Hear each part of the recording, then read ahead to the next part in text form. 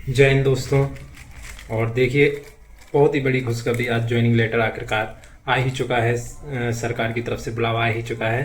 तो मैं as a BSF sub inspector select हुआ हूँ सीपीयू 2024 में। 2 साल की जर्नी कम से कम रही, बहुत ही ज़्यादा डेडिकेशन के साथ ये 2 साल मैंने बिताए और आखिरकार इसका परिणाम आ ही चुका है। और बहुत खुश जब ये हाथ में आया तो लगा कि हाँ, कुछ अचीव किया है लाइफ में। देखिए, 2023 से मैंने प्रिपरेशन स्टार्ट की थी गवर्नमेंट जॉब्स की, और 2023 में मैं पहला अटैम्प्ट था सीपीओ का। बहुत सारे एग्ज़ाम्स दिए, सीपीओ का भी था, फर्स्ट अटैम्प्ट था, उसमें मैं असफल रहा, प्री में ही बाहर हो गया था 2 नंबर से। 138 गई थी, मेरे 136 समथिंग थे उस टाइम, और उसमें मैं अनक्वालीफाई रहा। और फिर 2024 में फिर से अटैम्प्ट दिया पूरे जी जान के साथ, और आखिरकार ये मिल ही गया बीएसएफ सब इंस्पेक्टर। और देखिए, 2022 में मैंने प्राइवेट जॉब को क्विट किया था, कुछ सर्कमस्टांसेस रहे थे, उसको एक अलग वीडियो में बताएंगे। आज इसके बारे में बात करते हैं। बीएसएफ एसआई में जितने भी सिलेक्ट हुए हैं उनको बहुत बहुत शुभकामनाएं हैं। और जो कह रहे थे गड़बड़ी हुई है रिज़ल्ट में, तो रिवाइज रिज़ल्ट तो अभी तक नहीं आया है, लेकिन जिनके साथ गड़बड़ी हुई है मेरे हिसाब से उनके लिए एक रिवाइज रिज़ल्ट ज़रूर आना चाहिए। लेकिन अब बहुत कम चांसेस हैं, क्योंकि सभी को सर्कुलेट हो चुके हैं। जितने भी जो सेलेक्टेड हैं उनमें ज़्यादातर सभी को मिल चुका है अपॉइंटमेंट लेटर भी, ज्वाइनिंग लेटर या ऑफर लेटर, सब कुछ जा चुका है।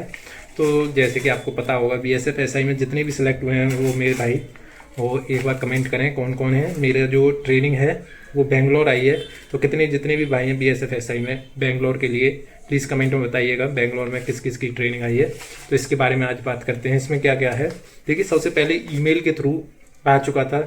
जब रोज़गार मेला था, रोज़गार मेले में जा नहीं पाए, लेकिन वहाँ पर ईमेल के थ्रू भेज दिया गया था। अगले दिन ही 25 तारीख को मेरे पास मेल आ गया था ऑफर लेटर का, जिसमें कि 6 पन्नों का वो था, जिसमें दे रखा था क्या क्या है आपका ऑफर लेटर में, कि कितना पे रहेगा, क्या क्या आपको ध्यान चीज़ रखना है। और आज ये पूरा डिटेल्ड ज्वाइनिंग लेटर आया है, जिसमें वो 6 पन्ने भी हैं जो ज्वाइनिंग लेटर ईमेल के थ्रू आया था, उसमें इसमें भी अटैच्ड है। और इसके बाद कुछ सर्टिफिकेट्स हैं, जैसे कि करेक्टर सर्टिफिकेट है, देखते हैं। और इसमें देखिए 7वें पेज पर 6 तक तो वही सेम है ईमेल वाला, लेकिन 7वें पर आप जाएंगे तो declaration to be obtain from new attendant to government services. तो ये कुछ दे रखे हैं, जैसे कि इसमें आपको अपना मैरिज का जो भी ब्यौरा है वो देना होगा, कि आप मैरिड हैं, अनमैरिड हैं, या किसी के साथ रह रहे हैं लिविंग में, जो भी है वो। दूसरे में आपको शपथ पत्र है, दूसरा जो आता है आपका एनेक्स्चर, सेकंड में शपथ पत्र है, उसको भरना है आपको। और थर्ड देखिए, एनेक्स्चर थर्ड में देखिए करेक्टर सर्टिफिकेट, ये करेक्टर सर्टिफिकेट है, इसको आपको भरवाना होगा गैजेटेड ऑफिसर से ही इसका आपको लेना होगा। फिर एनेक्स्चर फोर्थ, जो कि सभी के लिए नहीं है, इसमें जो है शेड्यूल ट्राइब और शेड्यूल जो भी एंग्लो इंडियन है उनके लिए है ये। और लास्ट वन है आपका, अगर आप कहीं से डिस्चार्ज सर्टिफिकेट, कहीं पर अगर आप एनेक्स्चर फिफ्थ में कहीं पर आप गवर्नमेंट जॉब करते थे इससे पहले, उसके लिए डिस्चार्ज सर्टिफिकेट, कि आपको डिस्चार्ज किया जाता है और अच्छा आपका सेटिस्फैक्ट्री जो भी रिजल्ट रहा है उधर वो है। तो ये था। और इसमें अगर डिटेल वीडियो चाहते हैं इसके ऊपर तो बताइएगा। बात कर लेते हैं उनके लिए जो रिवाइज रिजल्ट चाहते हैं, तो उनके साथ बहुत बड़ा यहाँ पर धोखा है मेरे हिसाब से, जो कि कट ऑफ को क्लियर कर रहे हैं, सारे डॉक्यूमेंट्स उनके सही, डॉक्यूमेंटेशन सही, मेडिकल में फिट, मेरिट भी जो कट ऑफ आई है उसके से भी ऊपर नंबर है, लेकिन फिर भी लिस्ट में नाम नहीं है उनका।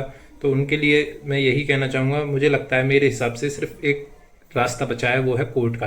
तो आप सभी जितने भी कैंडिडेट्स हैं जिनको साथ ऐसा हुआ है, वो एक साथ एकजुट होकर कोर्ट के दरवाज़ा खटखटाएं, क्योंकि एसएससी ने तो सुनना बंद कर दिया। आप मेल करें, कुछ भी करें, उधर से मुझे नहीं लगता कि अब कोई भी फ़ायदा है, क्या कोई भी रिजल्ट आता दिख रहा है। तो लास्ट ऑप्शन आप पर यही है कि आप कोर्ट का दरवाज़ा खटखटाइए, उधर से ही कुछ ना कुछ आपको रिजल्ट मिलेगा। क्योंकि यहाँ पर ऑफर लेटर्स और अपॉइंटमेंट लेटर्स या ज्वाइनिंग लेटर्स बांट दिए गए हैं, और उसके बाद आना रिवाइज रिजल्ट मेरे हिसाब से एसएससी के थ्रू बहुत ही कठिन है। तो लास्ट आप पर यही बचता है कि आप कोर्ट जाइए और उधर एकजुट होकर जाइए, वहाँ से कोई रियायत मिलती है और बिल्कुल मिलेगी। अगर आप बिल्कुल सही हैं तो आपको ज़रूर ही कोई ना कोई अलॉटमेंट होगा, या तो इस भर्ती में या अगली भर्ती में, जैसा कोर्ट ऑर्डर देगा उस हिसाब से। तो बिल्कुल आप फोकस्ड रहिए और अगली भर्ती पर भी ध्यान देते रहिए। जय हिंद, जय भारत। मिलते हैं अगली वीडियो में।